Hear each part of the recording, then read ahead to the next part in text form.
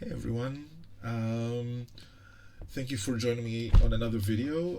This one is about how to draw animal mechs. Probably that's the title too, so I'm just told you information you already know. Just want to say I'm glad you're here. Um, I'm on the cusp of reaching 500 subscribers, which is madness. I remember being excited for 30, which was exciting and surprising. Um, I hope you find it useful. Please enjoy the video.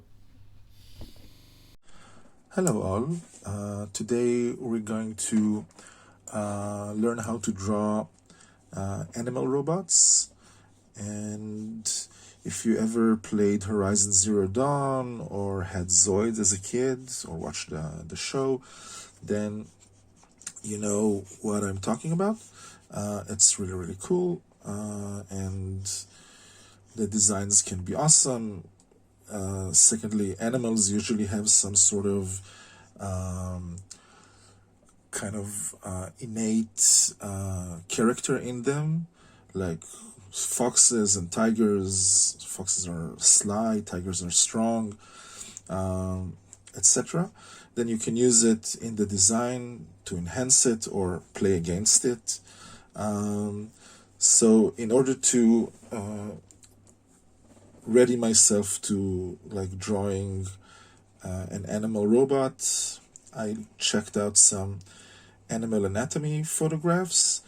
Specifically, this one is after watching a skeleton of a cat, and I'm just I'm drawing the general shapes, but I am making them boxy. So I'm making them more machine-like by, even though it is an organic shape, I'm dividing it into planes, and it'll make it look more machine-like. Now here's a little trick. If I want to make this part look like 3D and machine-like, I can draw a line as if it's on the 3D shape, and then at the bending point I just draw another line, and it'll make it look as if it's like a 3D shape. So I'm gonna draw some sort of ears, sorry. And obviously the fangs here are like super important. And I can draw the jaw. And again, it helps if you look at the skeleton, because I don't need muscle mass here. I just need the correct shape. And because the purpose of this robot is to attack and destroy, and it doesn't have to eat, then I'm not gonna even do a lower jaw. I'm just gonna add some more sharpness, and that's about it. And where there are pivots, like joints, I'm just gonna have a pivot, a screw or something that rotates, and that's pretty much it. Now for the rest of the body, I'm gonna draw the line of the length of the body. I'm gonna do the central masses points, like the chest area and the pelvis, and I'm going to decide where the front legs and the back legs will come from. And while looking at the skeleton, I know there's like plates here. Like this is the shoulder blades, but and the spine.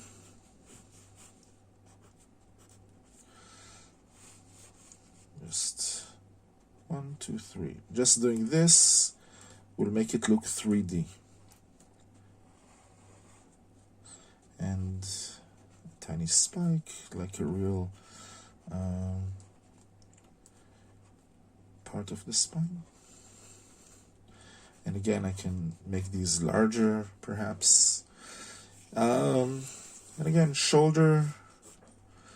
I'm assuming you watched my excellent video about monster design. So we talked about front legs there.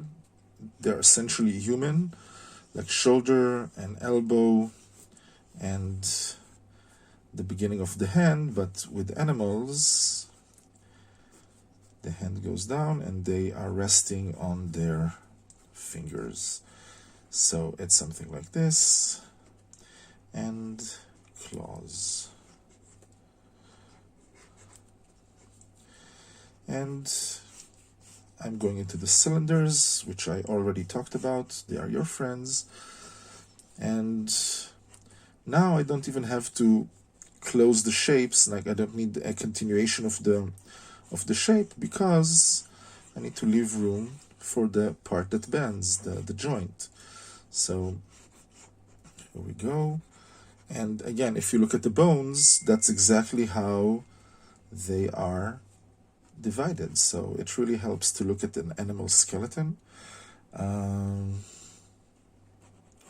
I can add some more spikiness to make it look more dangerous. And here we have this.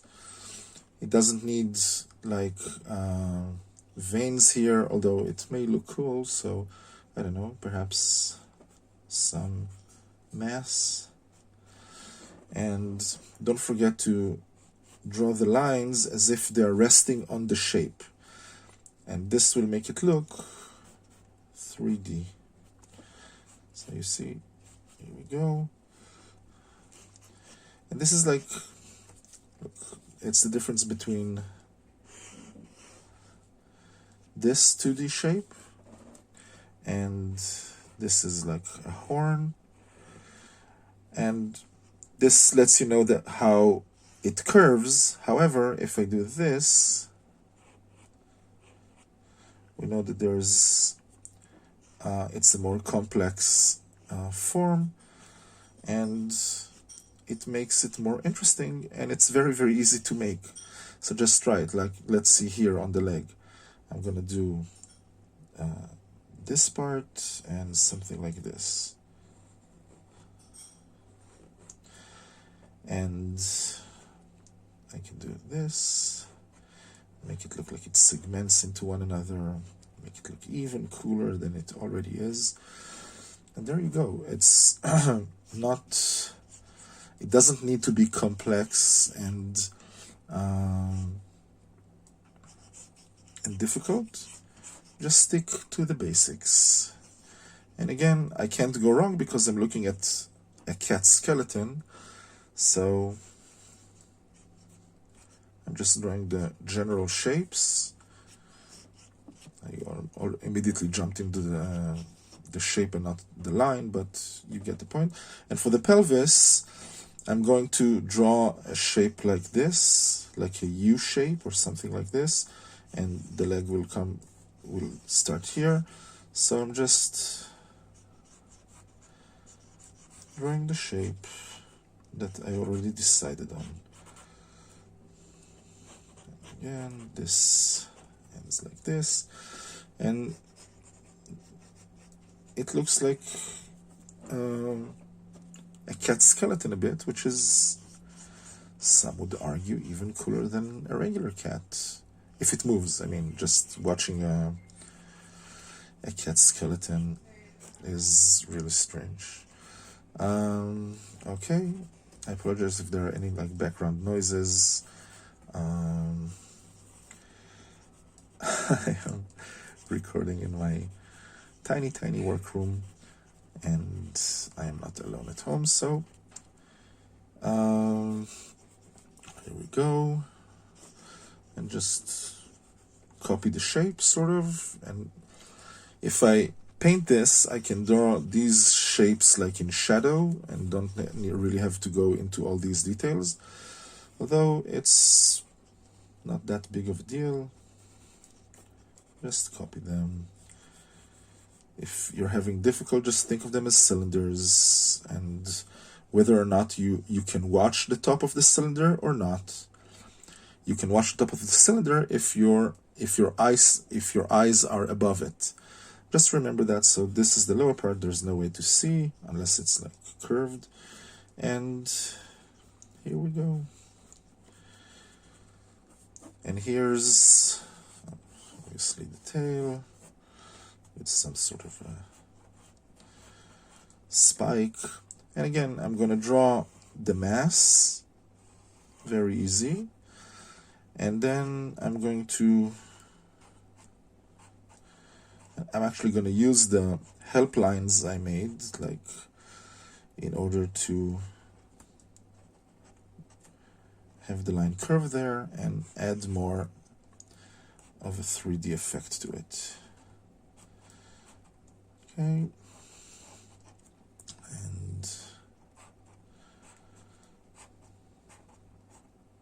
And there you have it. The Sabretooth Tiger robot, ready to kill or destroy or whatever you want it to do, whatever its purpose is in the game. Now, if I wanted to have, like, I don't know, actual senses or a simulation of senses, then I can add sort of a nose shape here, and maybe some semblance of a microphone here, and there you go.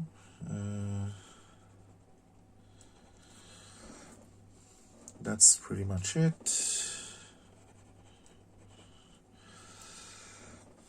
Me actually filling it up makes him look a bit more cute. So that was a terrible mistake. I'm just going to fill it up in black. And yeah, just add some shadows to enhance what's closer to us. So there's like a dark shape behind a light shape, and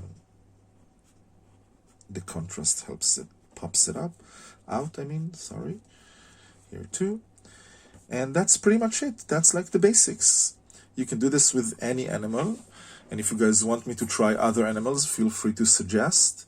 I actually always forget to ask that, but if you like the videos, like and subscribe them, and subscribe to the channel.